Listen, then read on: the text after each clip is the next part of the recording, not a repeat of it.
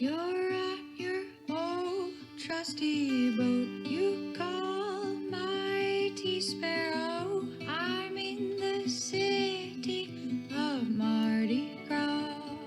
Welcome to the Sailing into Oblivion podcast. I'm your host, Jerome Rand, and this is where we sit down with everyday people who do extraordinary things. Happy January 18th, everybody. Welcome to the show. It's a special day for your old host here.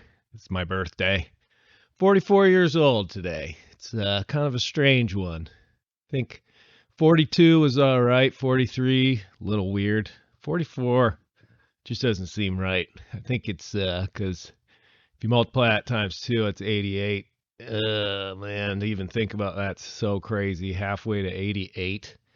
If I make it to 88.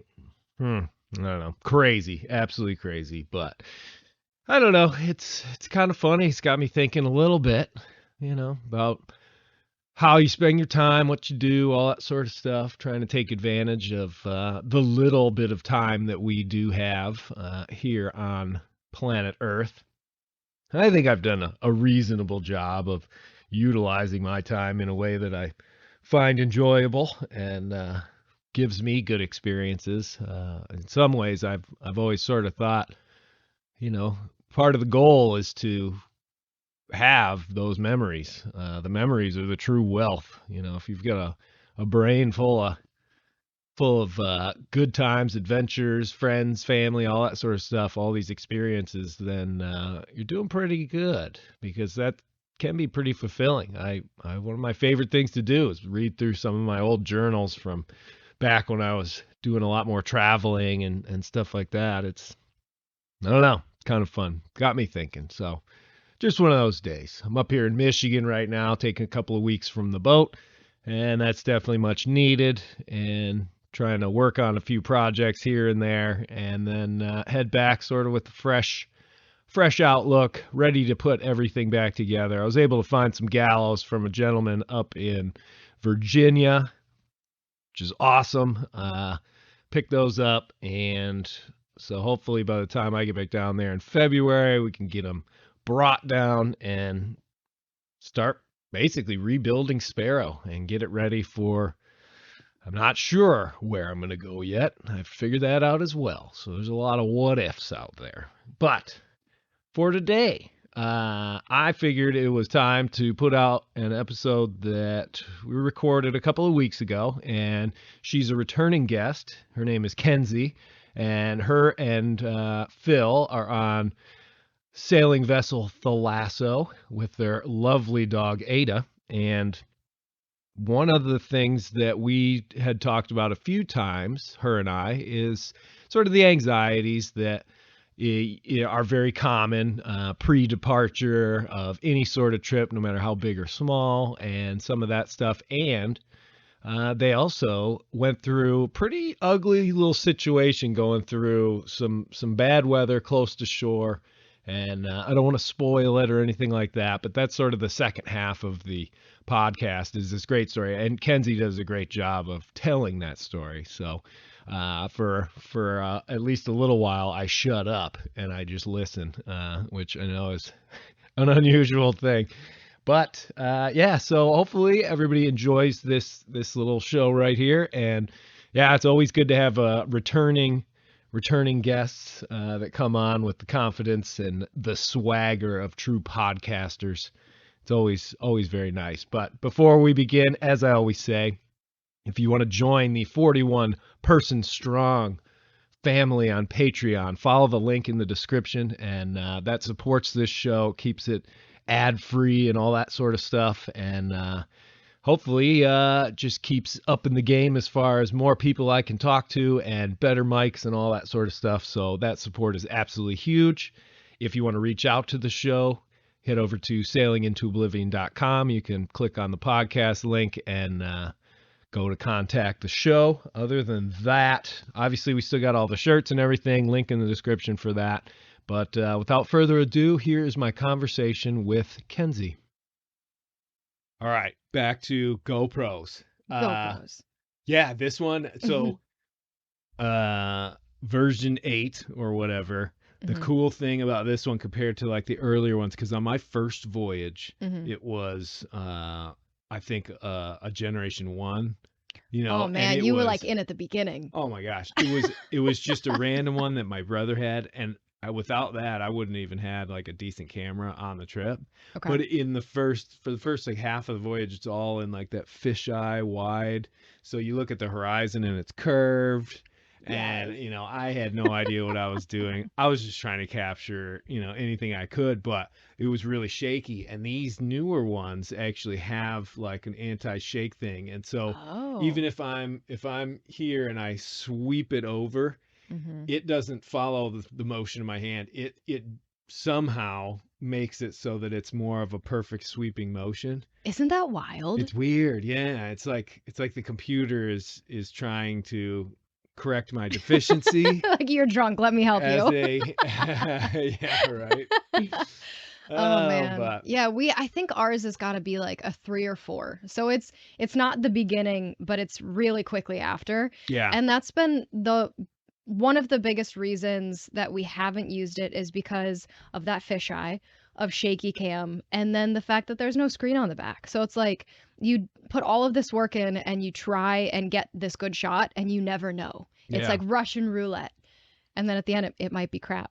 And Well, and that is true. It's very discouraging. And even with this one, I have it set so that the screen just sort of turns off after, but it's nice Mhm. just for the initial, like, okay, this is what I'm looking at, I can see it, and then you sort of go Right. to town. Right. But yeah, I don't know. I've learned over this last voyage especially to just shoot as much as you can, as long as it's not bugging you. Mhm. And when you get back, you want to be able to sort of have to sift through Right. as much stuff as possible. So Mhm. when you launch your YouTube career, you and Phil I on don't know about Philasso, that. with the Hound Heck yeah, aboard. man. Yeah, right. Well, welcome back to the show, Kenzie. It's fabulous to have you. Thank you. Pleasure to be here. I do appreciate, like, it really is. It's great to have returning guests because there's no nerves. You've been to the studio / Mighty Sparrow before, and it's nice and easy. Yeah. But yeah, as I was saying before, the last bonfire we had, we were talking a lot about sort of the fears and anxieties that come along with setting off or planning or even thinking about some of the ocean trips or offshore passages or even coastal cruising Yeah. when it comes to sailboats, because I've always said that bad stuff can happen. It's rare, but it can happen, and it doesn't Mhm. matter if you're 20 miles, 200 miles, or 2,000 miles from land. Once you sort of get out of sight of land, you're on your own, so to speak, out there. Right. Oh, absolutely. And I wanted to really just start out by saying that I feel the anxiety every time I'm plotting and planning, right to the moment that I enter the dock. The first 24 hours Yeah. of any passage I've ever been on, I'm like high alert, checking, double checking. So it's not, Mhm.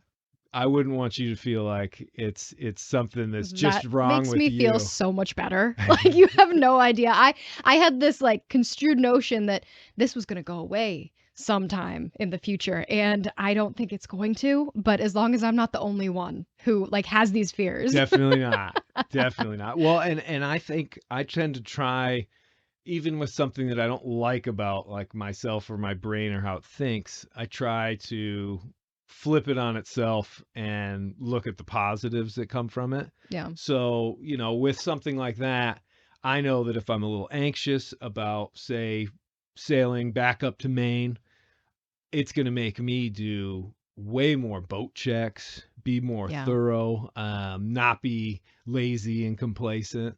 So there Mhm. are like positives to it. Oh, for sure. Yeah, and I mean, we are Phil and I still think we are new cruisers. We're baby cruisers.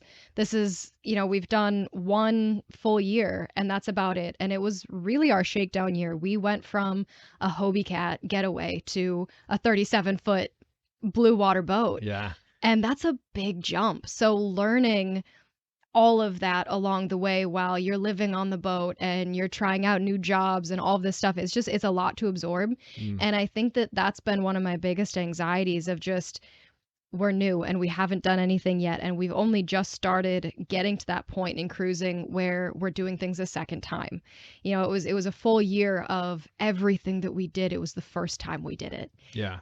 And that's terrifying, and that's a big ask of yourself where you're planning on going out, being on your own, and you say there are going to be things that happen that I can't prepare for, I don't know are coming, I've never done before, and I've just got to figure it out. Right. And that's, I don't know, it's nerve-wracking. Well, and you do have to remember, because I can remember thinking in that same respect of like, well, if I'm gonna have a boat, I have to like become an expert with the rigging, and I gotta know how to fix my engine, whenever it breaks and this and that. And when I started out, I definitely did not know a lot about a lot. Yeah. And I still don't know a whole lot about, if I were to hop on somebody else's boat, I'd be like scratching my head like, okay, how do you turn the engine on this thing? Right.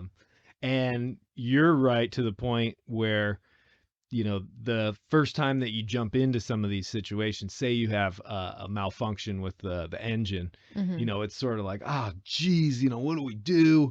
And then you go through and you sort of say, fix that, find it's like a loose alternator belt or something like that. Yeah. Something easy. And then now all of a sudden that's like one of your tricks that you've got in your back pocket, so to speak. And if something happens, all of a sudden you're sort of like, oh, I know what that is. Let me go take care of that. I recognize that sound. So it does, yeah, it does bring out some of this, I don't know, experience, I guess.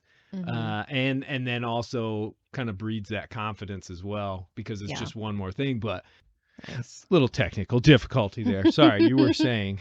No problem. I was just saying that as a solo sailor, you have so much more responsibility, but I feel like that forces you into having a better understanding of your boat, and you make every decision about what goes on this boat, and you have to fix everything. And no matter what level of sailing me and Phil do, we're always one part of a pair. Yeah. So that gives us the benefit of maybe being able to jump into things sooner because I only have to know half and he only has to know half. But then on the bad side, I only know half. Right. I see what you're saying there. Well, and on the other side too, do you think that because it's not just you, there's a little extra sort of, I don't want to say fear, but apprehension, because you don't want to sort of screw something up because there's a witness. Because as a solo sailor, one of the greatest things about that is that I can screw up essentially anonymously without any sort of repercussions, embarrassment, except for myself chiding myself when I screw up. And I have plenty of times. There's been times where I must look like some sort of schizophrenic person, where I'm literally like, you are such an idiot. How could you do that? And then I'll like snap out of it and be like, now, that's not helping. Now we have a new problem. All right. And we are back. Things look like they're working pretty well now. I'm just going to try and not touch the microphones. Don't touch it. But yeah, microphones and salt water and egg yolks don't mix all that well. And I had, I took 3 microphones out there with me, and this is the only one that actually made it. That's a new one. I should have just bought 2 new ones, but whatever. Anyway, to your credit, I think that my fear of messing up is less about someone's going to catch me and more about I feel responsible for more than just myself. And in kind of in kind of like a self-deprecating way, if I go out there by myself and I screw up, I get whatever I deserve, like that's on me. And if something bad happens, I probably did something to cause that. Right. But if I were to mess up in a way that were to harm Phil or to harm Ada, I couldn't handle that. Yeah. And I think that that's where some of that anxiety comes from, is just like I'm worried about more than just me. Um, and also knowing half of everything, it's pushed us to be able to do things faster than we would have on our own. I mean, we've done more, we've gone farther than either of us could have on our own. And Because of the team aspect. right, Yeah. exactly. Like you just get more done and, everybody has different strengths. And Phil has been leading the engine, for instance. He has read so many textbooks about that engine. He has done everything and he's incredible at it. And it was only recently that I did from beginning to end without instruction the oil change all on my own. And that Oh, oh nice. my God, I was so proud. But that's like the most simple, basic thing that you can do on an engine. And, I haven't yet. And it's been a year plus until I got to that point. And I can do woodwork, I can do wiring. I love electrical work. I can do plumbing, all of that kind of stuff. Um, but we just have our different strengths. All right, that's our last, hopefully our last interruption. I think I was just about to talk about how disconnected I am from after sailing alone for so long, but I did do one trip with a buddy of mine who was on the Appalachian Trail at Mhm. the same year I was, and he came and basically we sailed up to Maine, and luckily it was 9 of the best days as far as weather was concerned going up there, and that was one of the things that I was pretty anxious about. I was like, Mhm. what if we get into some ugly weather? Is he gonna be able to handle it? And more importantly, am I gonna be able to keep him safe on my old boat that I've beaten halfway around, well, all the way around the world? I had to tell him like my life raft had been was a year out of date, like all this sort of Mhm. stuff. And I definitely felt a bit of concern, let's say, Yeah. that there was going to be this other person on board. Yeah. But at the same time, I tried to think of how he would be looking at me as Yeah. sort of, I guess, the less experienced, because he didn't have any experience on a sailboat, and sort of the confidence that can be brought about by knowing that the other person, is going to be able to rise to the occasion, so to speak. Sure. And I'm sure in your guys' case aboard the Lasso, Mhm. I'm sure Phil looks at you and is like, "Oh yeah, she can handle it." God, I Like hope so. when there's going to be times where he's going to need help, Yeah. just like there's going to be times that you need help, and the other person is going to sort of fill in that gap. Yeah. And I think, that really speaks about the strength of having, not just one person, but an actual crew Yeah. on the boat. And I don't know. I mean, it's one of those things. It's really hard to trick your brain into thinking a certain way, Right. but after a while, you can sort of develop that. Yeah. I think one of the biggest challenges for everybody is your expectations of yourself. And a lot of people will say that, you're your own biggest critic. And that can be something that brings about all of those checks before you leave. And, you're nervous about something and you want to be your best.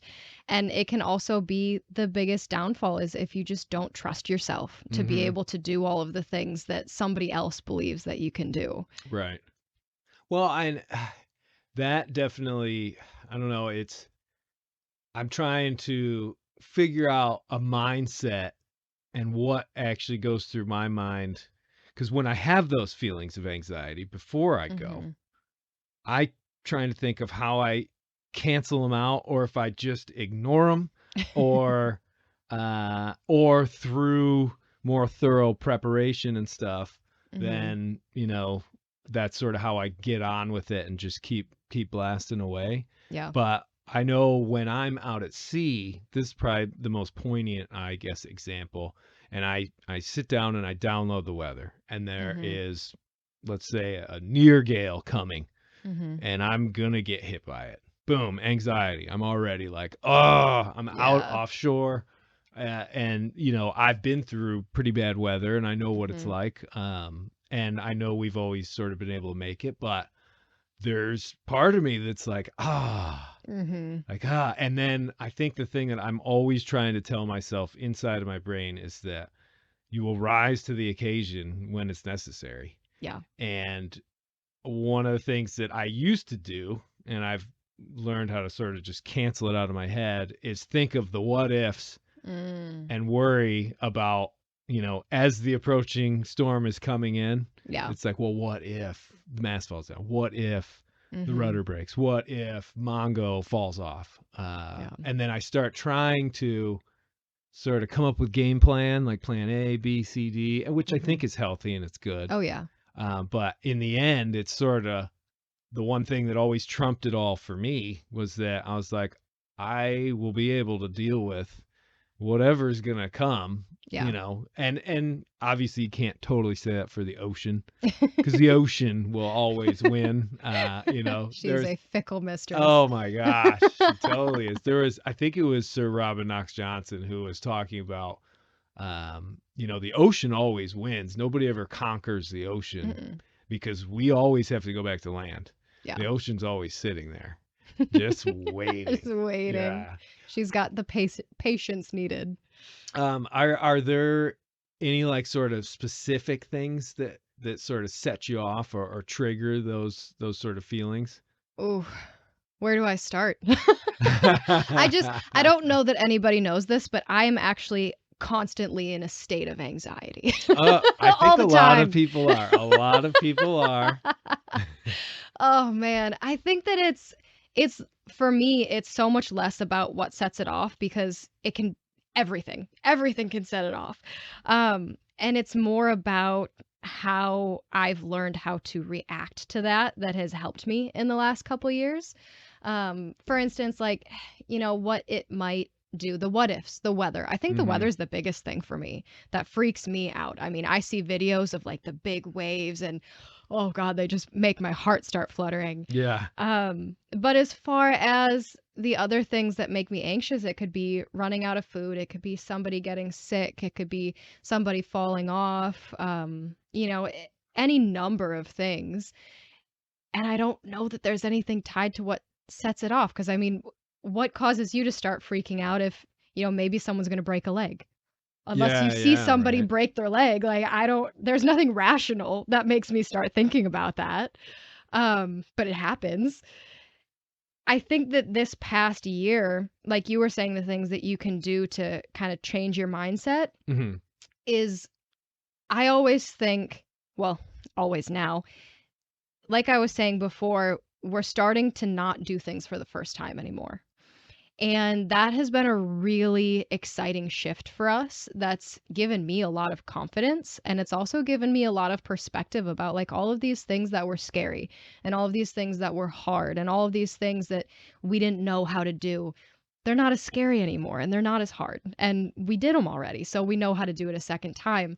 And you can start to frame your mind for those anxious things like the weather. For you, for instance, I mean, you were keel up in this boat. Oh yeah, pointed to the sky. So, God forbid, I hope that never happens again. Yeah. But if it does, you can do it.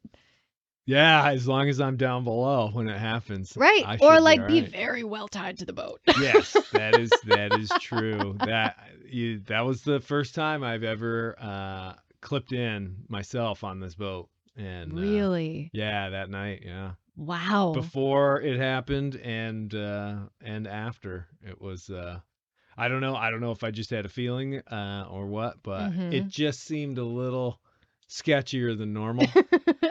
So yeah, I was clipped in for the first time ever. Even on the whole trip around the world, I never did. See, that terrifies me. That sets off my nerves. Well, yeah, and it's understandable, but there's this old, Bernard Moitessier used to talk about the dangers of, how does he put it? It's like the dangers of a false sense of security. Sure. So if you, and I always recommend people use all the safety gear they can, just to be extra safe. But if you are wearing a harness and it makes you to ease up your grip on the handrails or go forward when you know you really shouldn't because it's kind of dangerous, because you sort of feel like, oh, I'm clipped in, I'm totally safe, that can sometimes lead to pretty bad accidents as well. That makes sense. But, and on the other side, he would say, when I don't wear one of those, I'm grabbing hold of that handrail for my life, because if I lose that grip, I go overboard and I'm going to die. So it Yeah. sort of puts it into perspective. But, in reality, that doesn't change the fact that you can get hit by, an oddball wave, or you can step on a flying fish and slip, or something like that. Something weird and Have you odd. done that? No, I haven't. But I would imagine it's like a banana peel. Oh my gosh, yes. It was a little slippery, a little Oh, devil. that's funny. Well, you guys went through some pretty ugly weather right here on the coast, Yeah. right? Yeah. Oh, well, before we get into that, I do want to say, with all the sort of anxieties and stuff and the concerns that you have, you still have just been out doing it for the last year. You're on the boat, you're moving the boat. Kudos. That's great. Thank you. That's pushing through. That's not letting those concerns sort of rule Stop your us. world and stop you. Yeah. Yeah. I think that we're at the point where like we need to keep going.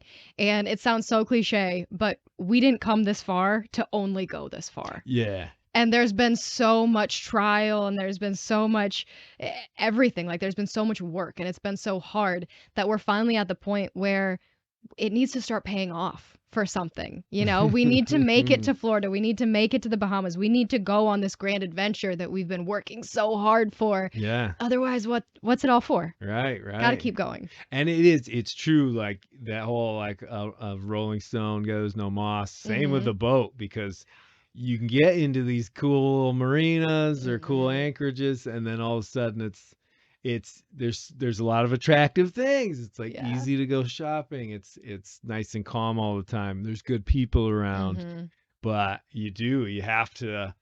Sometimes you literally just need to cut those dock Rip lines that Band-Aid and off. just go. Oh, and so what is the plan then South. from this point? We're allowed to be here until the 12th. Nice. After that, we have recently stepped into a lot of responsibility with work and things like that. So I think we might have to adjust our plans, but we still want to go out and see things that we've never seen before. And this is as far south as we made it last year. So that won't be that hard, but we want to go and check out Florida and maybe the Keys, maybe the Bahamas. We just want to go somewhere and have a good time. I would I'd vote for the Bahamas. I would too. Because the Keys are definitely cool, and it's coastal getting down there, but the Bahamas have this sort of international flair. Yeah. They're also going to be super, depending on where you go, like you can find you and Phil have your own private beach. Oh, that sort of nice. stuff. Little tiny islands, lots of cool stuff to explore. And, you're still getting the chance to sort of cruise south. You get to St. Augustine, you get down to like West Palm, and then you've got your 90-mile crossing, which you guys can do in 24 hours. Yeah. You leave in the morning, you get there in the morning. Yeah. And it's easy to do a weather window as well. Right. Because typically this late in the year, you're going to be able to find a nice southerly to just go and rip straight across. And then once you're over there, then you're there.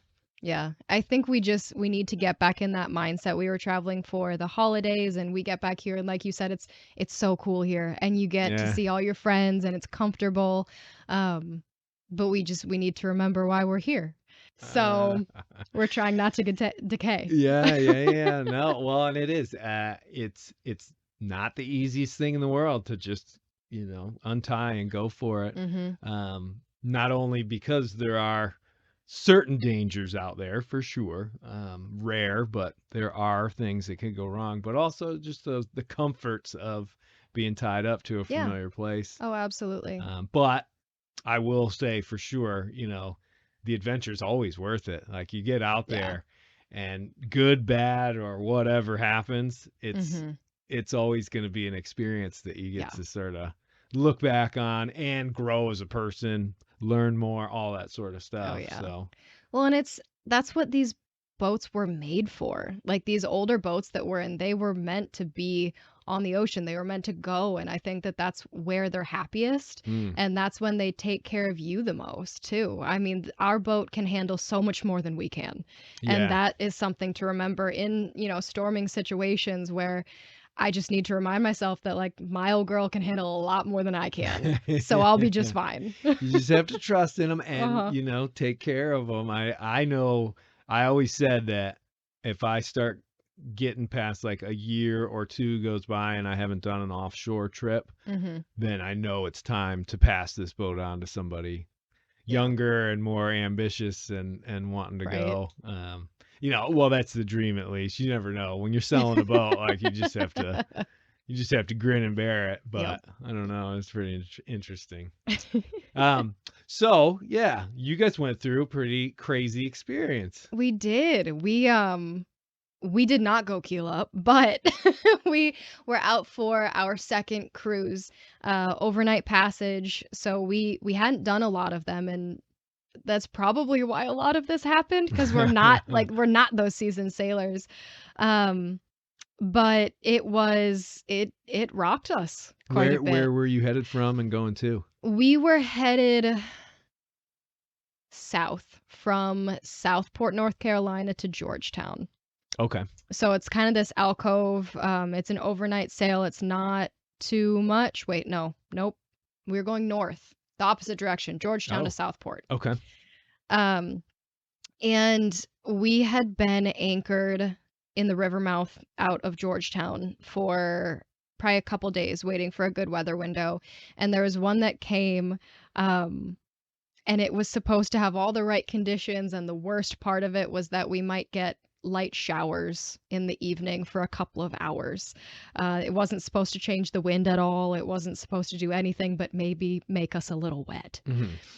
And that is not what we got. That is not what we got at all.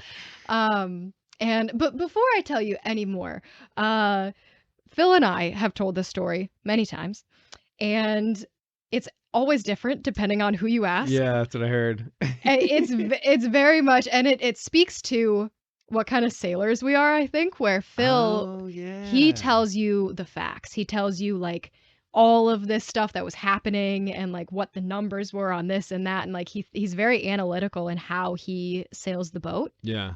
And I'm who you come to if you want to see story. There we go. You're in the right place, sister. So take everything that I say with a grain of salt. I like the poetic edge of a story Yes. far better than the sharp edge. Always.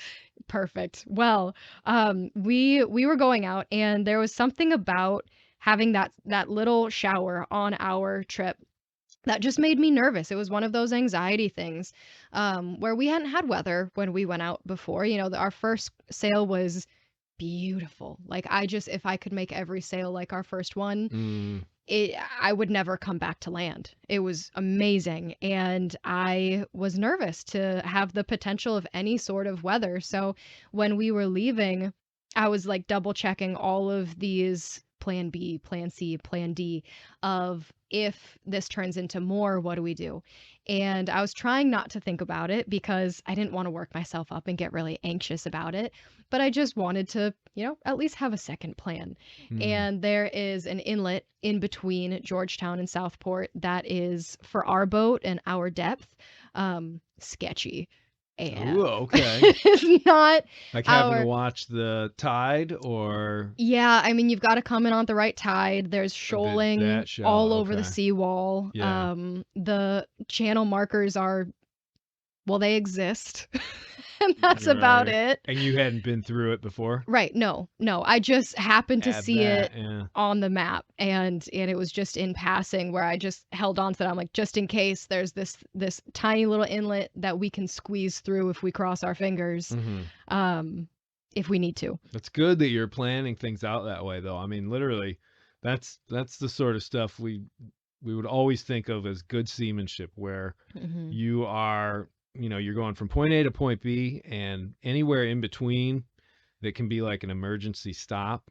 Yeah. Those should all be highlighted and sort of known and researched. So Right. well done. Sorry, go Thank you.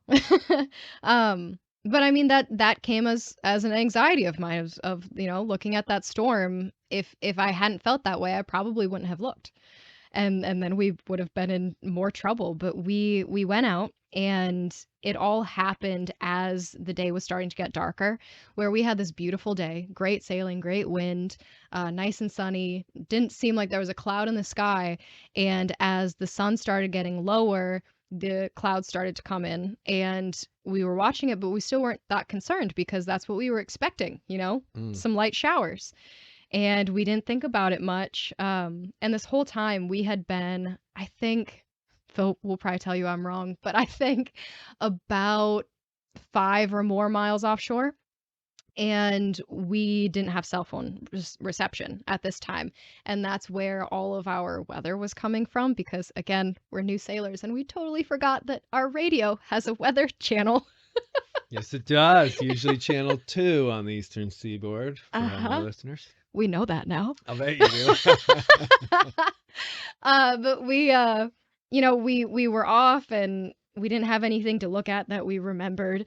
So we're going, and it didn't get bad until the sun had just set. So it was getting dark for all reasons. Yeah. And it had been raining and just started to get a little windy, where the waves were picking up, and we thought, short thing of showers, we're going to get through this. And we decided to turn off of the direction that we were going and just kind of try to keep our position so that this tiny little shower storm could pass us, and then we could resume and go on our merry way. Yeah. It seemed like a good idea at the time. Sensible. I do it all the time out offshore. Right? But what ended up happening was we stopped going the course we were going, which we could have potentially made it out of the storm. And we hunkered down and just turned off the engine. We pulled the sails in, and we were pointing the boat in any direction we could to make the waves comfortable. And because, we were getting closer and closer to shore, we were about 4 miles offshore, and we knew we had that distance before something bad was going to happen. And so wait, are you just drifting at this point? Well, or do you have the engine on and you're... The wind had picked up enough that we were sailing on bare pole. Oh, okay. So it was just enough to keep us where we wanted to be, but not enough to really go anywhere. Okay. So we thought it was great. But so as it's gotten dark, conditions are whipping up a little bit, and we were thinking we should really know what this looks like, because we wanted to know how long are we going to be in this. Is there a certain direction we should be going? It's all dark, so we can't see the waves, we can't see anything like that, and we're trying to get closer and closer to shore. And at this point, the boat is very uncomfortable. It is like the storm has picked up, and we're kind of starting to get a bit spooked. So we're going towards shore, and Phil's at the helm, I'm inside, and Ada is terrified. She was so uncomfortable, and I nestled up in our settee and had her in my lap, and I was just sitting there, and every 30 seconds I would refresh my phone to see if I had service to look at radar. And it took a really long time, and the storm built and built and built and got worse until finally, I think it was 4.5 miles offshore that we had finally made it to, that I refreshed and I saw the radar. And it was not great. Yeah, right. We had managed to stop at the absolute worst point and hold position in the worst point where this storm had created that ominous circle of the named storm hurricane thing, and we were smack dab in the middle of it. Oh, geez. Right in the middle. And that was the only reason that it was ominously fine, but it felt weird. Yeah. And that's exactly why. It just swirled up around us, and I saw the radar, and my heart just sunk, and I sprinted out to the helm, and I told Phil, I was like, we have a tunnel and it is closing, and then we're gonna get our shit rocked. Oh my gosh.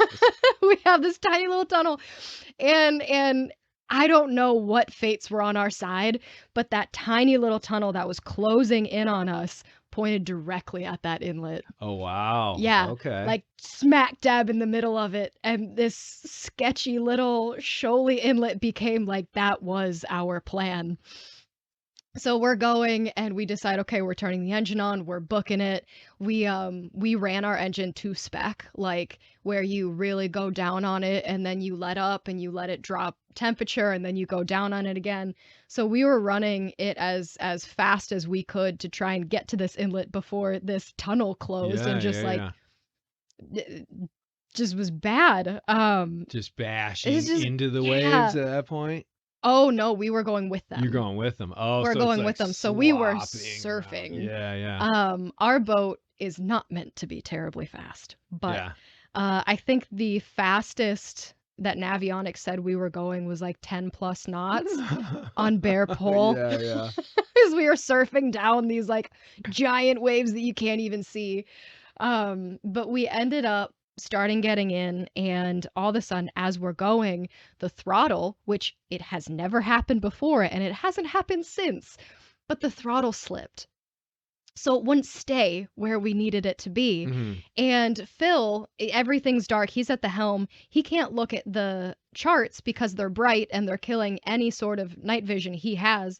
So I'm trying to navigate looking at this thing. But then I also was trying to like calm Ada down. That I can't do anymore. She's got to stay inside. And the poor thing is like getting smacked by books falling off the walls. Oh, I can only imagine. Oh, I felt so bad. She's a champ. She did so good. Yeah. But I'm sitting there, I'm trying to navigate this shoaly inlet, and I'm also paying attention to the engine specs because I'm in charge of the throttle now because I cannot let go of the throttle. Yeah. Otherwise, the engine stops. So I'm, pushing it and pulling it back and pushing it, pulling it back. And I've got like 10 things that I'm trying to look at as Phil is practically having like just like a boxing match with the helm, trying to keep us going in a certain way. It was wild. But we ended up getting close, and Phil sees what little there was for markers, and he's done by this point, and I'm done by this point, and he just wants to turn in. But there's this big, huge shoal there that's off of a seawall, and you see the markers for the seawall, but I mean, the markers are practically on a beach. Like, the shoaling is so bad that we Yeah. had to go out and around and in, and every couple of minutes, Phil would be like, I need to turn in. I think, yeah, I'm going to turn in now. And I practically had to like shake my finger in his face if I had one to give. And I was like, you will not turn in right now. It's like, I think I see the markers. They're lining up. You will not turn this boat. Like, Good you will on do you as I there. say. I like it. Hey, well, that's that team aspect right Yeah. there, Oh, for sure. And this whole time he's so nervous because he thinks she's crazy. Like, she's nuts. I need to turn. And I'm like, oh, you don't you run my boat aground. It's my boat. Oh man. So we got through all of this and we got in, and everything just lined up well for us, where the tunnel was to the inlet, and the inlet, like, we made it. And then Phil was like, where are we going to anchor? And I was looking for somewhere, and he was just saying, I will anchor in the middle of the channel. I don't care. I'm Yeah. dropping the anchor. And I looked at the chart. I'm like, well, what do you know? There's this little alcove right on the other side of the inlet. Perfect. Boom. So we went there, and it was the shortest dropping anchor maneuver we've ever done, because it was literally like, drop it, whatever happens. We made it. We don't care. And we woke up in the morning to sunshine and massive waves. We're getting rocked, and we realize that we are anchored right off of one of the biggest party beaches of North Carolina on the ICW weekend of the 4th of July. It's Saturday morning. I'm like just happy that my eyes are open at this point. I'm so drained. And there's like sea tow right next to us because some drunk guy like ran into the shoal, and Really? oh yeah, it was packed. The whole ICW was packed. And we're getting waked to no end. And we're like, we just went through this big old storm. Like, maybe you guys could go literally anywhere else.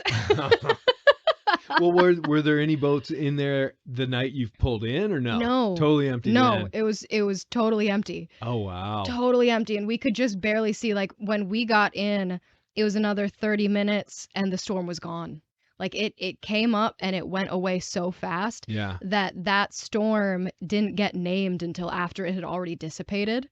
and we like heard the news thing like, oh, hey, this weird thing happened on the ocean today. Oh, wow. Turns out there was a storm out there. Like, we know.